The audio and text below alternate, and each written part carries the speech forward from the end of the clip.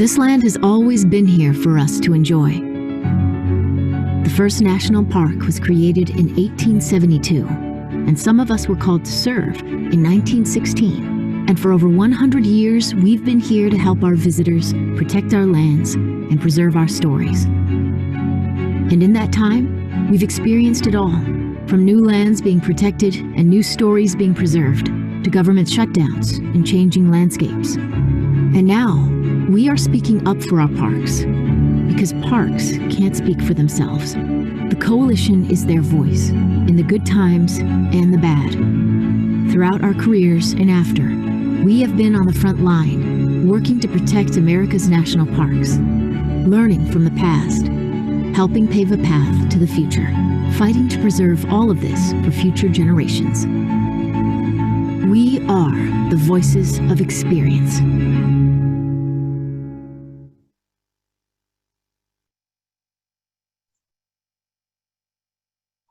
Thank you all for joining us today.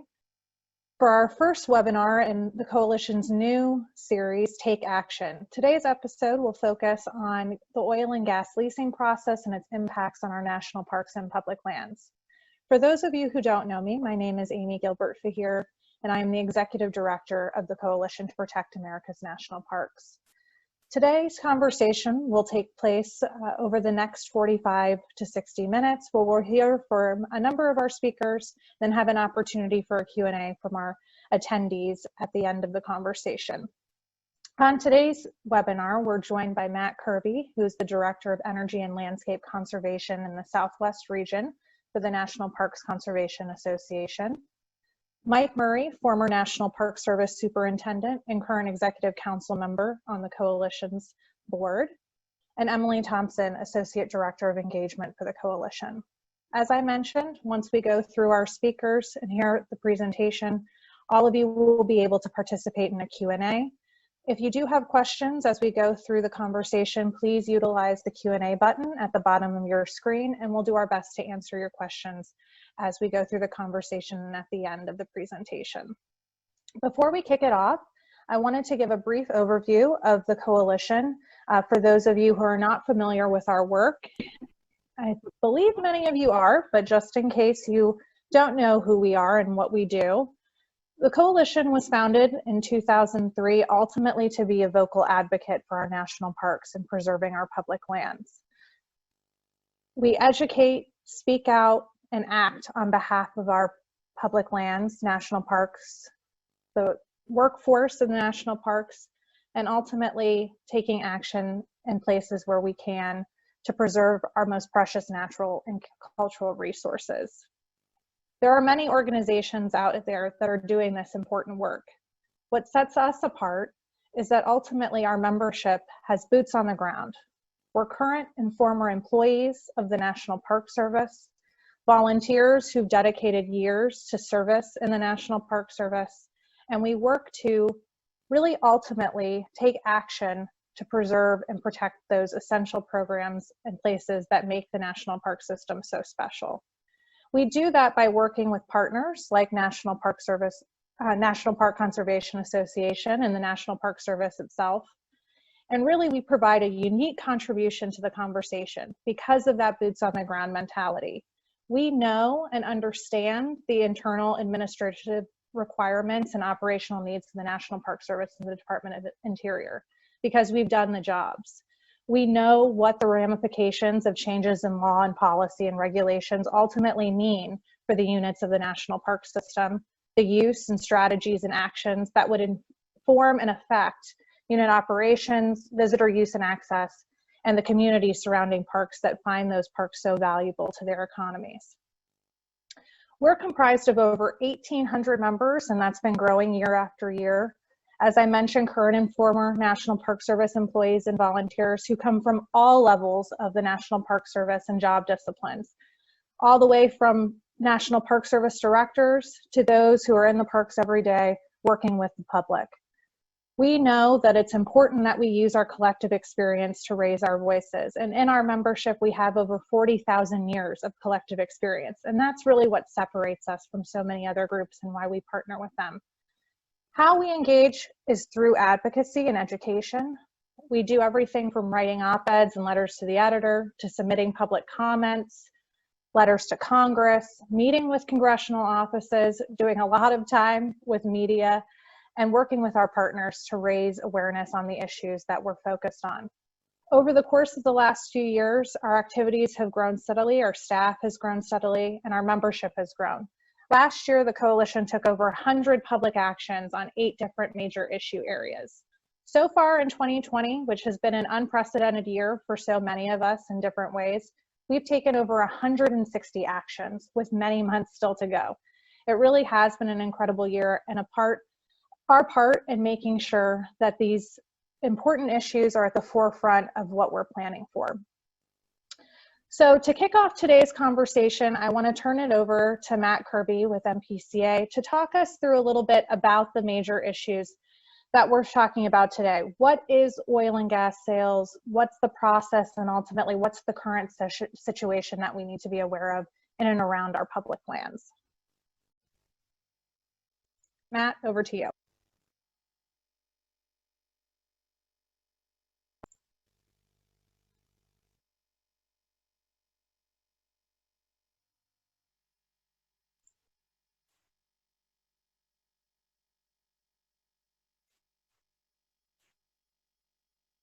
Process, sort of a primer on the program for those who may not be as familiar with it. Oh, apologies, was I muted before? Yes. Anyway, sorry about that, everyone. Thanks, Amy. My name is Matt Kirby. I'm the Director of Energy and Landscape Conservation based here in Denver, Colorado. We just want to take a little time today to talk more about the oil and gas leasing process, sort of a primer on the program for those that might not be as familiar with it, and what this administration's been doing. As Amy just said, 2020 has sort of been an unprecedented year, and we're sort of in uncharted waters here. We have been since the beginning of this administration, and now this continues during the pandemic. But if we've seen one thing over the last few months, it's that this administration is not slowing down on its rush to drill everywhere as quickly as possible, and it's really prioritizing the oil and gas industry, often at the expense of our national parks. So I'm just sort of putting that out there for some context. The coalition's been doing everything it can to fight back. We at MPCA have been doing everything we can to fight back, and we're going to keep that fight up through this sort of pandemic shutdown. But we need help, right? We need voices and advocates across the country, which is why we're all here today talking to you all, since the parks at risk don't just belong to those of us who live in the West, they belong to all of us, and we need everyone's help in protecting them. So I'm going to talk about the map that's on the screen in a moment, but we just kind of want to start briefly with the sort of 101 of what the program is. I think a lot of you might likely not need this, but for those who do, the Bureau of Land Management is responsible for leasing all the oil and gas across the federal mineral estate, right? So this can be either on the 247 million surface acres of land that the BLM manages, but it can also be on U.S. Forest Service land, other federally owned lands, tens of millions of acres of private lands where the government holds the subsurface mineral estate. Now, the vast majority of these lands are not in park units. There are 12 park units that currently have oil and gas development and about 30 that could have oil and gas development, but that's sort of a different conversation for a different day. But mainly what we're talking about today are leases that are taking place on federal lands outside of parks. So the map you see in front of you right now, this is all the federal land that is currently leased. So these, again, are all lands that are outside of parks. Sometimes it's to the point where the leases are right up to park boundaries. And you can see the dark green on the parks where they kind of become these little like islands cut off from the larger landscape they're part of. You can go to the next slide. So what we're really talking about is the sort of large scale industrialization of landscapes, right? We're talking about fragmenting habitat. We're talking about threatening gateway communities and making it that much harder to protect park resources when the landscapes surrounding the parks become so fragmented. And when you take those landscapes and turn them from sort of a multiple use to a single use, since those resources don't always respect park boundaries. So this slide is sort of the process itself. The Department of the Interior, the first step, the Department of the Interior holds lease sales quarterly in every state where unleased lands are available. The process begins when public nominations of available lands, anyone can go on and nominate lands to be included. These nominations are completely anonymous. You or I can go online and nominate a parcel to be leased. Then the BLM state office has to consider every nomination, has to spend taxpayer money considering every nomination, and conducts an environmental review. So then based on that review, the state office issues a notice of what tracts will be available for sale. There's a period for public comments and formal protests, which groups like the Coalition, groups like NPCA often weigh in at those stages.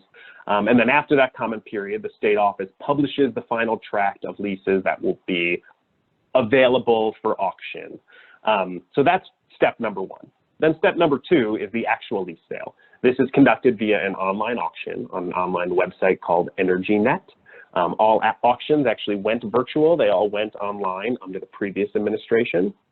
And then the leases, they must go to the highest bidder, but they can be no lower than $2 an acre, which is the minimum bid.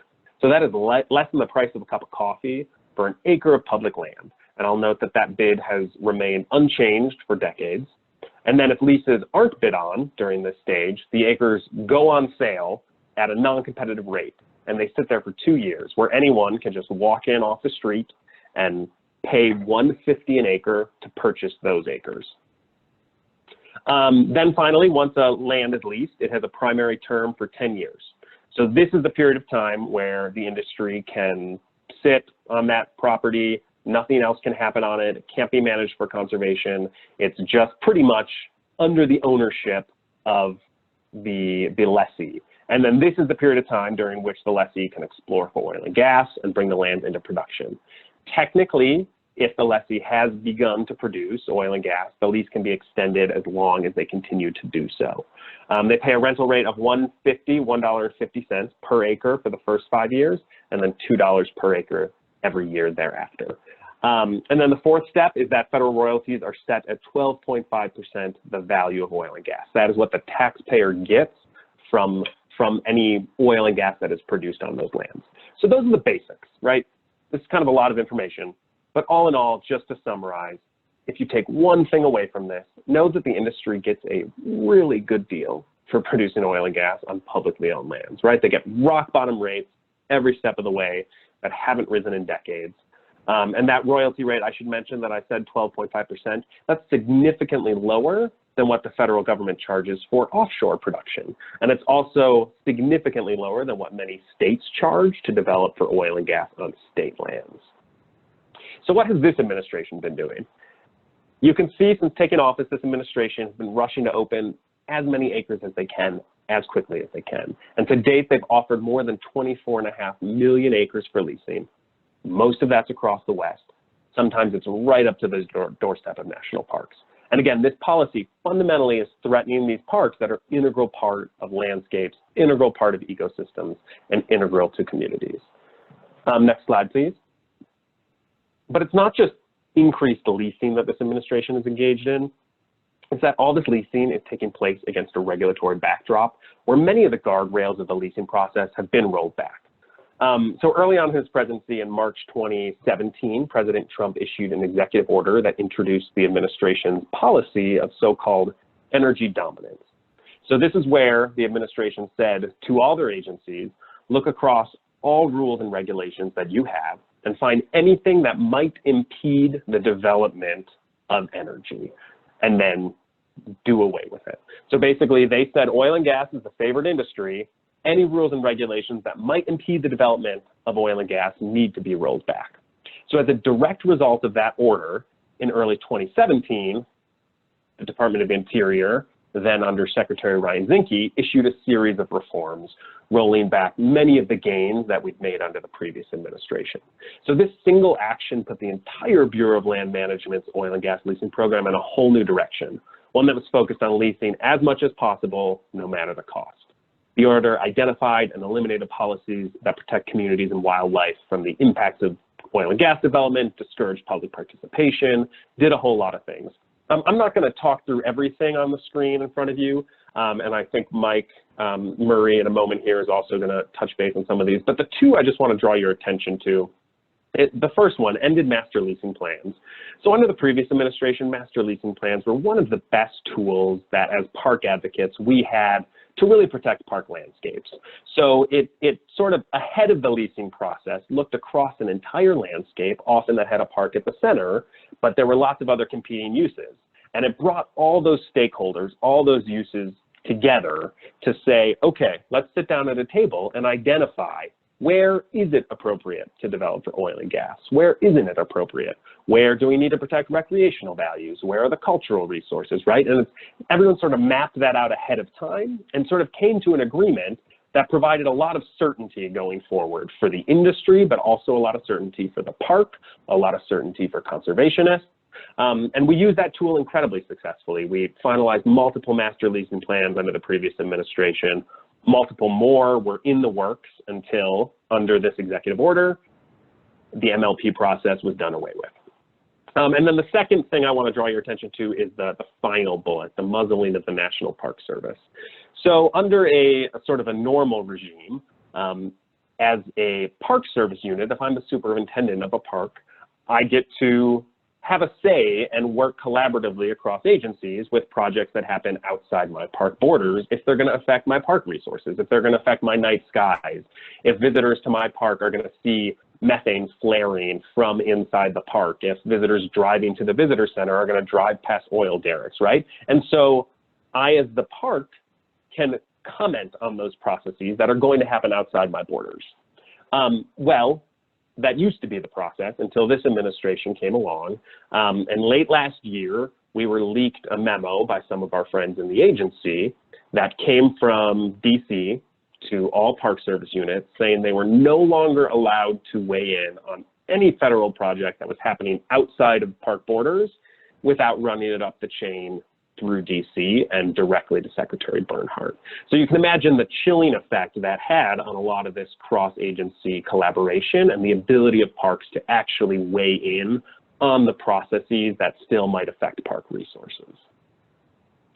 So that's the new leasing regime. Okay, we've now seen industry nominate and lease parcels close to national parks with far less oversight, accountability, and public input than previously. Brings us up to this moment in time. So here we are in the pandemic. Early on, starting in March, the administration refused to slow down or stop any of the ongoing lease sales or ongoing resource management planning processes. So they held their first quarter lease sale in March across Wyoming, Utah, Montana, and Colorado. Over 224,000 acres were offered for sale, right? So this is right when the pandemic was beginning to rage. We, along with partners, have been asking for a pause on all open comment periods. So far, those requests have gone formally unanswered. The BLM did end up postponing the June lease sales, the second quarter lease sales, but that's mainly because, one, they're very short-staffed and they were very busy granting royalty relief to every company that asked for it. But we've been told that those June lease sales are simply going to be rolled into the September sales. So that is what we are expecting, and that is our operating assumption, that those September sales will be that much larger. But it's not just lease sales. The same thing is happening again with resource management plans in Colorado, in Wyoming, in New Mexico. These sort of planning processes are continuing without public meetings.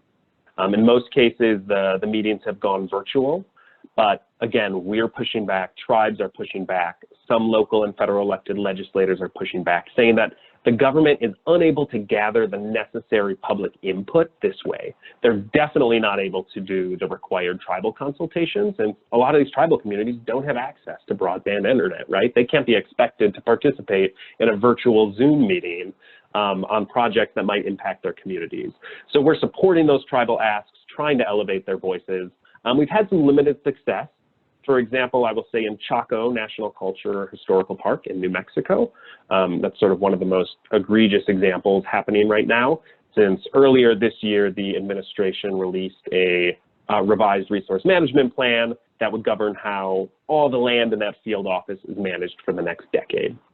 The draft they released would open up almost all areas that are currently closed to oil and gas development to future development, right up to the park boundary, right up to communities. A lot of Navajo communities are scattered through the area.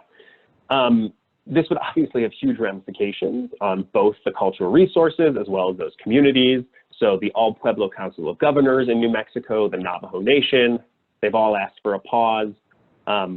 Our advocacy groups have all been asking for a pause. The entire delegation did. And in this instance, the administration did listen. They granted a 120-day extension on the comment period, which we are deep into right now. But given the sort of fundamentals of the situation haven't changed on the ground, many tribal communities are still unable to participate virtually due to that limited broadband access. So we're still demanding a halt to the process so people and communities can really focus on their safety and health right now and that of their families. And then the last thing I'll say, we're expecting a couple huge batches of lease sales again in September and then December. We're seeing really large nominations and expressions of interest from industry for those fall sales. For example, in Utah, we're looking at a September lease sale of almost 100,000 acres right up to the doorstep of Arches and Canyonlands National Parks. We're doing everything we can, the coalition's been involved, to push back, get as many acres taken off the table as possible, and we're going to need all the help we can get. So happy to talk more specifics about those leases if anyone's interested. But it's actually very similar to what we saw in 2008 in the waning days of the Bush administration. In that case, it was 77 leases in a very similar geography that caused so much outrage that the new administration came in, and then Secretary Salazar halted those leases and implemented a whole series of reforms to the oil and gas leasing program, including the creation of master leasing plans. So it looks as if history is kind of repeating itself here, and the oil and gas industry is looking ahead to an uncertain election, and they don't know what the outcome is going to be. None of us do, and so they're trying to lock in as many acres as they can in the last 2 lease sales of this current administration that they can get. So I'm going to pause there and turn it over to Mike Murray to continue the conversation. Mike? Hi, thank you, Matt. Good afternoon, everybody. I want to talk briefly to add to the background, the legislative and policy background that Matt's provided. I'm going to zoom in on some of the states and some of the parks that are most affected by BLM oil and gas leasing. And then I want to tell you a little bit about what the coalition has been doing in its advocacy work. BLM's authority to manage onshore oil and gas derives from the Mineral Leasing Act of 1920. So that's quite a while ago, as well as the Federal Lands Policy and Management Act, also known as FLPMA. However, I think one of the changes to what's been going on in recent decades is since the mid-1990s, advances in oil and gas extraction technology, primarily fracking, have made low production potential sources of oil and gas, geologically often called oil shale and also tar sand deposits, much more profitable to exploit. It used to be there was no practical or effective way to get the oil and gas out of these kind of porous, brittle and porous rock deposits, but now they have a way to do it. And since then, BLM has frequently leased land that, according to their own studies, identifies as having low oil production potential, and yet oil companies are happy to bid on those. Next slide, please.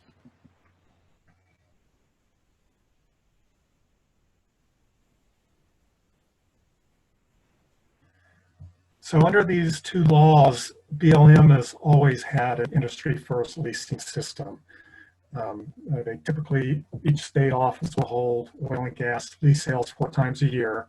And as Matt said, individuals or corporations can nominate public lands with an expression of interest, but they can submit it anonymously. So for example, in recent years, BLM-wide, over 75% of the parcel nominations have been made anonymously. And most recently in Nevada, 96% of the nominations were anonymous. What this tells me is there's no risk, there's no upfront investment by these oil companies or development companies. They can just submit an anonymous nomination, and if nobody bids on it, then the next day they go up for sale non-competitively for the discount rate. So I'll talk a little bit later about some legislation that's been introduced recently that will help address sort of that fundamental flaw in the process. Next slide, please. Under these laws, BLM actually has a fair amount of discretion. And obviously, as with many Park Service policies, agency discretion is heavily influenced by politics. So in 2010, BLM issued an instruction memorandum on oil and gas leasing reform. It created master leasing plans. It said that BLM state offices would have quarterly sales, but they would rotate around the state by field office. So if the Moab field office had lease sales, they tended to be once a year. They allowed 30 days for public comment on these lease sale environmental assessments and a 30-day protest period, which is an administrative appeal procedure after the FONSI has been issued. And then what they did previously is they routinely would defer on leasing parcels in areas that had outdated resource management plans. Similar to a park general management plan, the RMP is BLM's kind of comprehensive land use plan. And I'll talk about that in a few minutes as to where there have been shortcomings in those. So in 2018, the current administration rescinded the 2010 instruction memorandum, reissued another one. It eliminated MLPs. State offices must now offer any and all parcels that have been nominated each quarter. So it's not rotated around to the different field offices. And what that means is field offices have less time to do parcel reviews. So they have less time to put together resource impact information and that kind of thing. And so now a lease sale EA may cover 3 or 4 districts in a state. It's generally bigger, there's more parcels for sale, it's much harder to comment on. And on top of that, they've reduced the time frame for parcel review. For the field offices, once a parcel's been nominated, they have to announce it for lease within 6 months. They don't have time to put it together quite as good or detailed impact analysis or NEPA document. Now, public comment on EAs is typically 0 to 15 days instead of a minimum of 30. When this first happened a couple of years ago, I believe it was near Carlsbad Caverns, MPCA and others had heard that a lease sale was coming out with parcels near the park, but there was not going to be a public comment period on it. And because the shortcomings tend to be predictable, the coalition, and I'm sure others like MPCA, we went ahead and drafted our comment letter before we even saw the EA. And then once the EA came out, even though there was no official comment period, we tweaked it based on what the EA actually said and sent in comments anyway, because again, a lot of these shortcomings are predictable and they can continue to occur. And then another big one is BLM will no longer routinely defer on leasing parcels in locations with outdated resource management plans. And next slide, please. So in general, the pace of leasing is quickened. In fiscal year 2018, BLM state offices offered 28 competitive oil and gas lease sales. And generally, each one of those has been multi-district, not just one district this quarter, a different district the next quarter. Total parcels are 12 million acres. And not all of that is actually leased, but a significant amount is.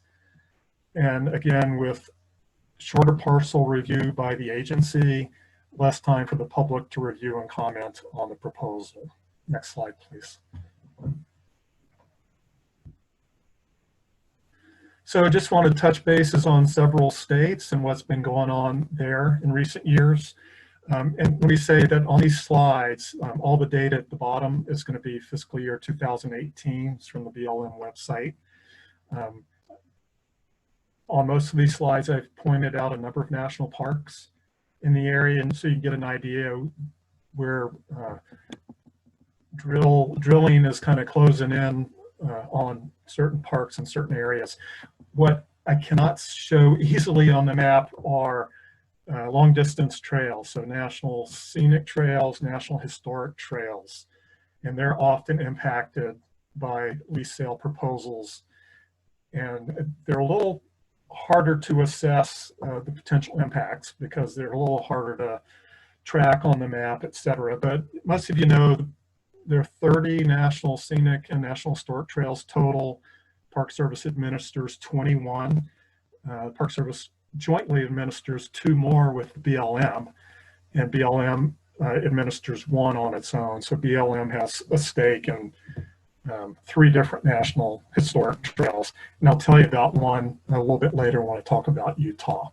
So in Colorado, where there's been issues in the last 5 years that I've been involved with, there's been leasing in northwestern Colorado around Dinosaur National Monument.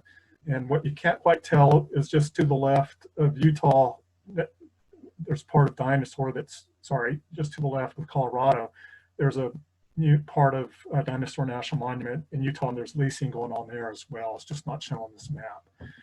If you look in the lower middle of the page, Great Sand Dunes National Monument also has leasing that's kind of homing in. And a lot of it is kind of up on the ridge top east of the park. So visible impacts can occur there. I won't give you the full list, but many of the parks in southern and southwestern Colorado and many in Utah are certified night sky parks, meaning they meet international criteria for having dark skies and relatively little ambient man-made light. So any kind of construction process, oil drilling that brings in lighting and other kind of artificial sounds of humankind at night can affect those night sky parks. And then southwestern Colorado, Mesa Verde, Yucca House, and Hovenweep national monuments, they're all in areas with a lot of oil and gas development occurring. Next slide, please. New Mexico, Matt mentioned Chaco Culture National Historic Park, and that's been a battle for a number of years. Where that stands at the moment is there was legislation and interior appropriations bill that required a 10-mile setback or abeyance of drilling. I don't think it's indefinite, but at least for the time being, there's a buffer zone around Chaco Culture. But if you look north of there, near the town of Aztec, is Aztec Ruins National Historic Site, and it's totally surrounded. All those red dots are oil wells. Next slide, please. Oh, sorry, wait. Over on the right is south. Sorry, can we go back to New Mexico? Over on the right is southeastern New Mexico.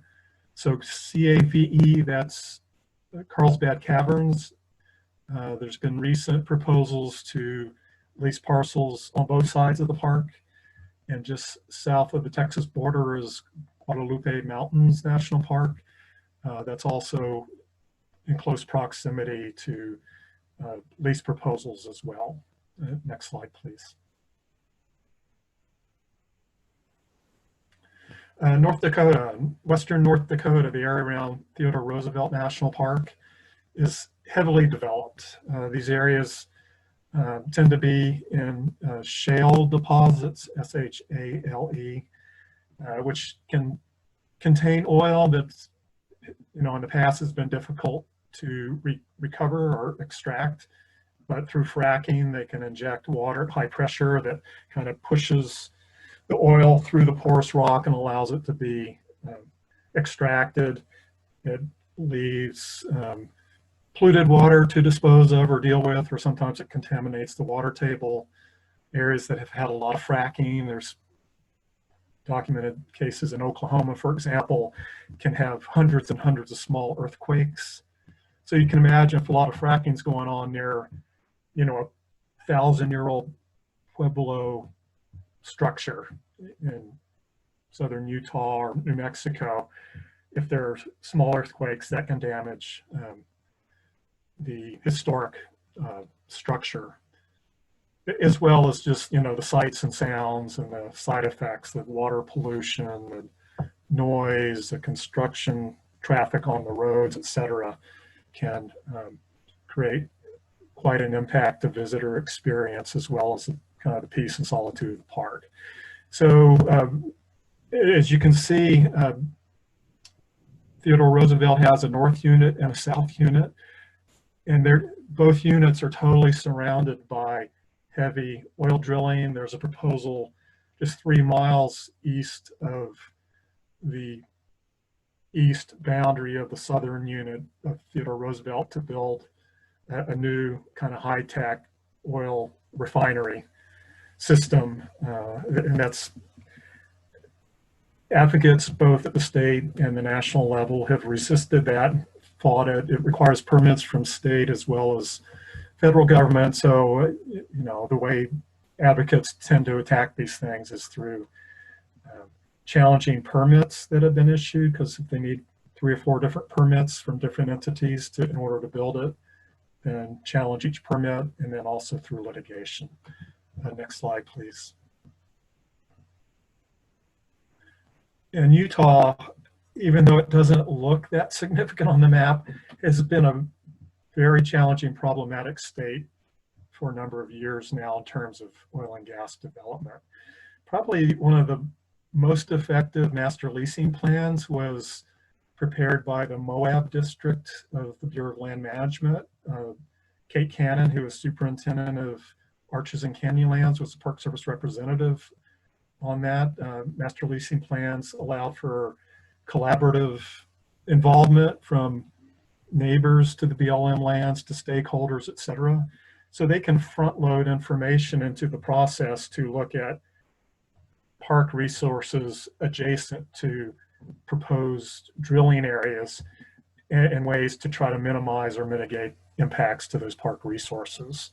So one of the things the Moab MLP had in it was a 3.5-mile buffer, meaning that there'd be no immediate oil drilling right on the boundary. So that makes the noise, the potential for water pollution, as well as if there's lights at night, particularly during construction, that's a little further away. It doesn't totally solve it, but it makes it less worse than it is.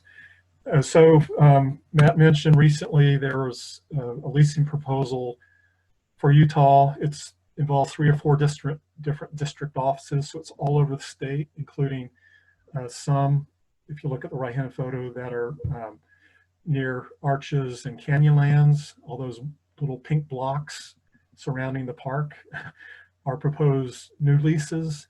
In this case, some of the leasing in a different part of Utah would affect the Old Spanish National Historic Trail, which is co-administered by the Park Service and the BLM.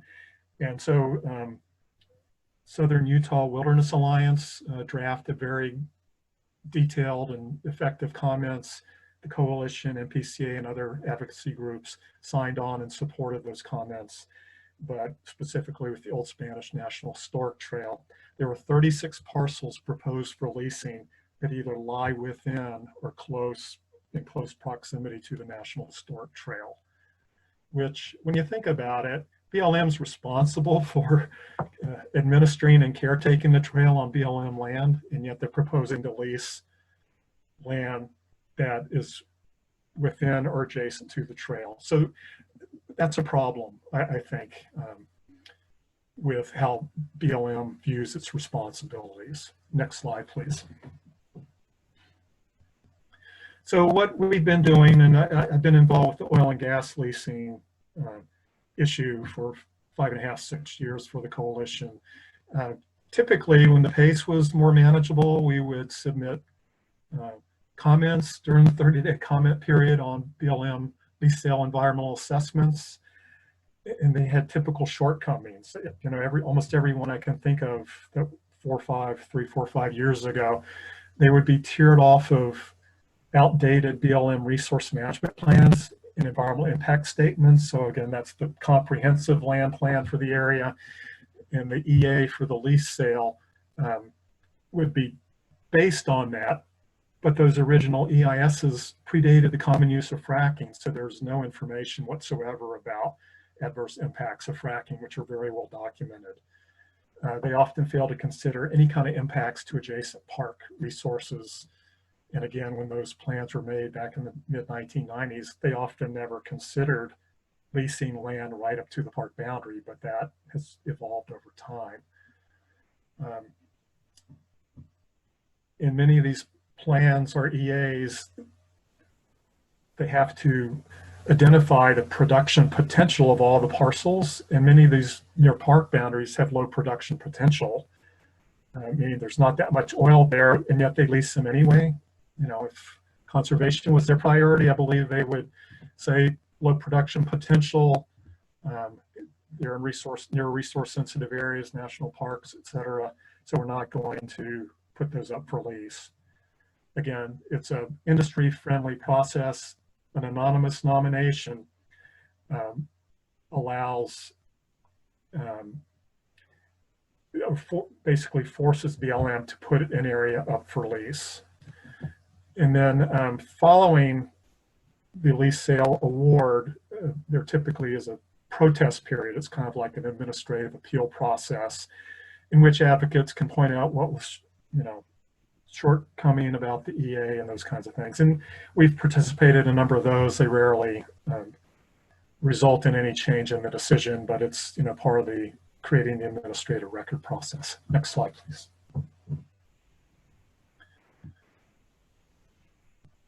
Okay, there are a lot of related issues, and I'm going to kind of go through these quickly. EPA has rolled back a number of air quality standards, and we've been involved with those. There's a relationship between air quality, climate change, and carbon emissions. So as long as we use energy plants dependent on oil and gas and coal, that's going to continue high carbon emissions. That's going to affect air quality in parks, going to affect climate change impacts in parks, et cetera. So coalitions generally view those all as related to oil and gas because those help drive the demand for oil and gas, which creates the incentive to keep drilling more and more on federal land near parks. We've commented extensively on the recent revision of the Council on Environmental Quality NEPA implementing regulations. Basically what CEQ has done is institutionalize all the shortcomings we've talked about in BLM's policy change. So this new regulation abbreviates NEPA review requirements. Public comment on EAs for any agency are now considered optional, subject to agency discretion. There's tight time limits and page limits on completing EAs and EISs government-wide, which means they're shorter and not as comprehensive. A couple of good things have happened.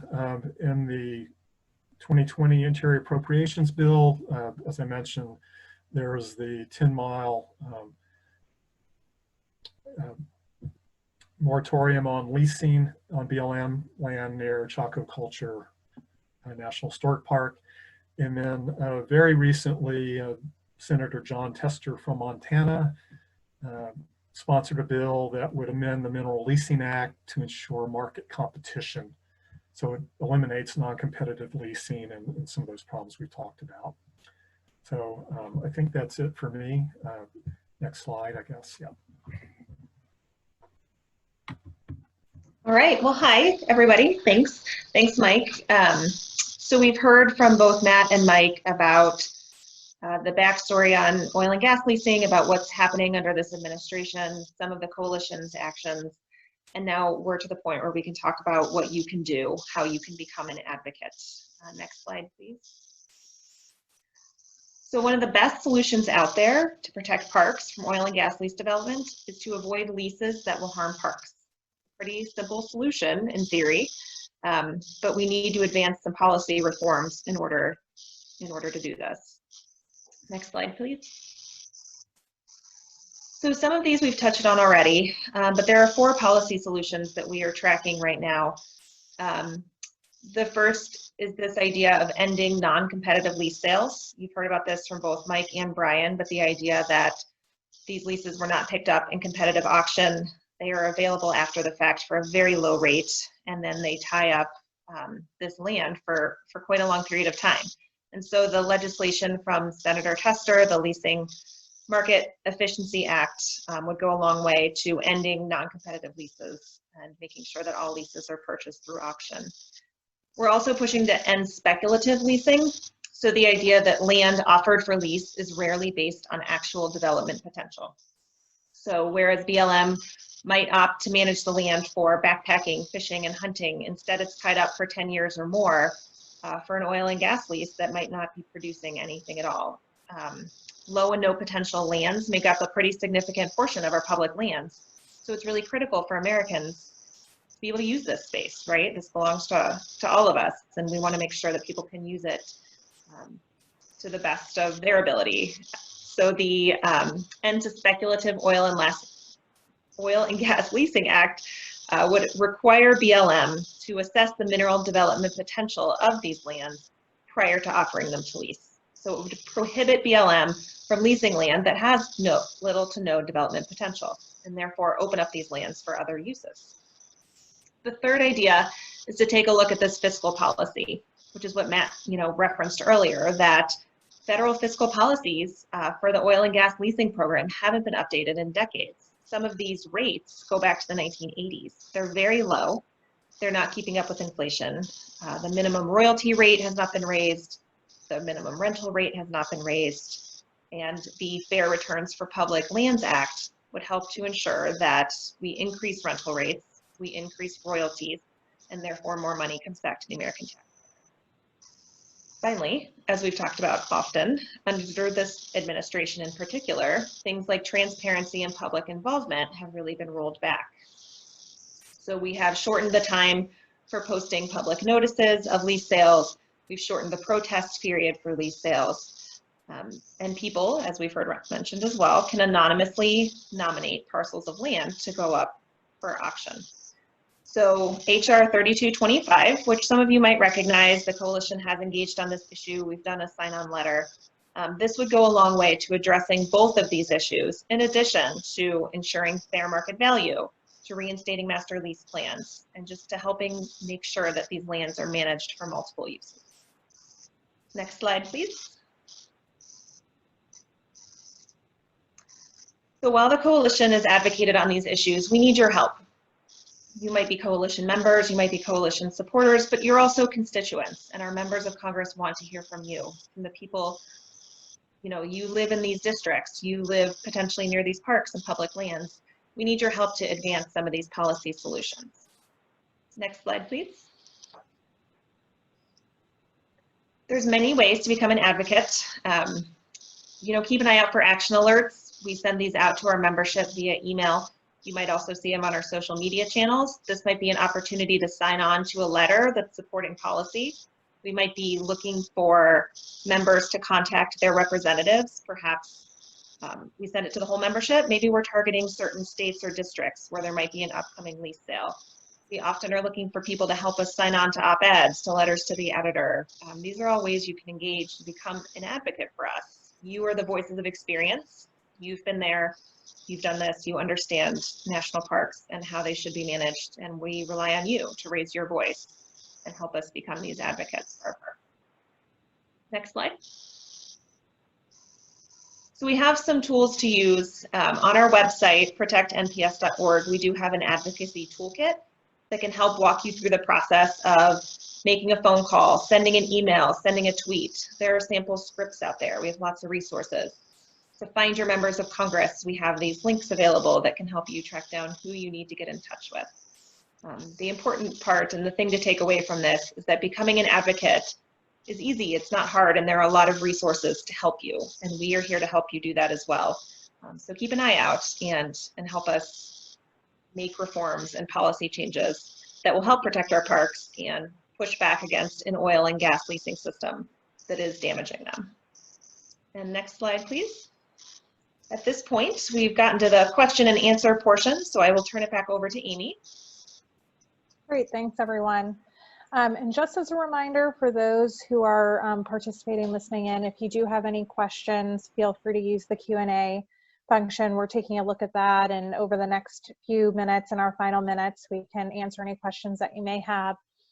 Just to kick off the conversation, I think in the front of a lot of our minds is we've got a big election coming up here in a few months. All of the issues that we're working on related to our public lands could look very much the same in January. It could look very different. I think it's important for us to be thinking as we plan ahead and we react to what we see happening right now. We need to start planning for what is going to continue and what could look different come January in 2021. Matt, can you talk a little bit about what you think may happen after the election, whether it's a continuation of this administration or there's a new administration that comes into DC? Yeah, thanks, Amy. It's fun to try to speculate and figure out what's going to happen, and then we can all turn ourselves in knots trying to figure it out. I think what I like to focus on is that these issues are really bipartisan, right? We just saw a great bill pass, the Great American Outdoors Act, in a huge bipartisan fashion, just reminding us that people love national parks of all political stripes. And I think that gives the coalition a particular power to use that love of national parks to make sure that oil and gas decisions that we make going forward under whatever administration are appropriate for parks, right? So some of the bills that Emily just mentioned are already bipartisan bills, right? For example, the Fair Returns on Public Lands Act was introduced by Senator Tom Udall, but it's co-sponsored by Senator Chuck Grassley, a staunch Republican, right? So there is bipartisan support for some of these common sense policies that make sure taxpayers get a fair return on their public lands. And I think keep drilling away from parks is a pretty bipartisan sentiment. So certainly under a potential Biden administration, we would see less of a sort of a wholesale push to lease as many acres as possible than we would under a continued Trump administration. But I think no matter what, it's groups like the coalition and working together with groups like NPCA that we can build that consensus that no matter what happens, the development needs to stay away from parks. Whether it's renewable energy development or oil and gas development, we need to protect the park resources. So time will tell, but I think that under both administrations, there's a path forward here for success. Great, thanks, Matt. And I think with that, it would be remiss if I didn't mention that there was a huge bipartisan victory just earlier this week with the president signing the Great American Outdoors Act, really hoping to push forward on two major issues, Land and Water Conservation Fund and the maintenance backlog, issues that people have worked decades on, ultimately getting to a point where we've got full and permanent funding and we're able to address a large percentage of the backlog in our public lands. With that, there is a tie-in to oil and gas in that legislation. And we've got a question from one of our participants, Christina, and Mike, I'd like to pass this over to you. With the passage of that bill, what inside of that act ultimately gives the industry potentially more power? And what should we be aware of inside the act that could negatively affect our parks? How do we address that? Thanks, Amy. It's a good question. People should keep in mind that the recent Great American Outdoors Act permanently funded Land and Water Conservation Fund, and the source of funding for that is offshore oil and gas royalties. So that's not the BLM onshore oil and gas development. It's a similar challenging issue, but it's run by a different entity in the Department of Interior. Bureau of Ocean Energy Management is in charge of leasing offshore oil and gas on the outer continental shelf, which is defined as anything 3 miles or more offshore. And then there's a separate entity called the Bureau of Safety and Environmental Enforcement, also in Interior, that oversees offshore oil and gas development. So what I would say is $900 million a year has been coming and is available in the Land and Water Conservation Fund year after year after year based on what's already been leased.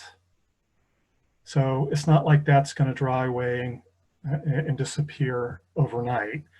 I would hope for a cautious, environmentally careful approach that doesn't dramatically increase offshore oil and gas development or leasing based on the premise that, oh, we need more money to pay for the maintenance backlog. We need more money to go in the Land and Water Conservation Fund. So to me, I would hope advocates kind of draw a line in the sand that, we can support continued use of current leases, but be very concerned about huge increase in the number of leases for offshore oil and gas. Thanks, Mike. And I know we're close to time. I just also wanted to mention, we had a comment come through from Phil Bruick, who's one of our active members and definitely has been engaged on this issue with us, mentioning how supportive often our local BLM partners are in protecting the parks and the outstanding BLM lands, and ultimately are sometimes overruled by their state offices. And a lot of that input from the local offices is ultimately being pushed aside, which makes it even harder for us to tackle some of these issues. So I'll just mention that another close partner that we've been building a relationship over the last few years with is the organization that represents the BLM retirees. So often have started having more of an ongoing dialogue, getting their perspective on issues, have worked together on some specific things. We intend to do more of that going forward, hopefully finding that common ground where we can work together on some of these. And I think, ultimately through partnerships like that and partnerships with other organizations who are in the space, hopefully that can really elevate what we're doing and what they're doing and get some of these issues more out there.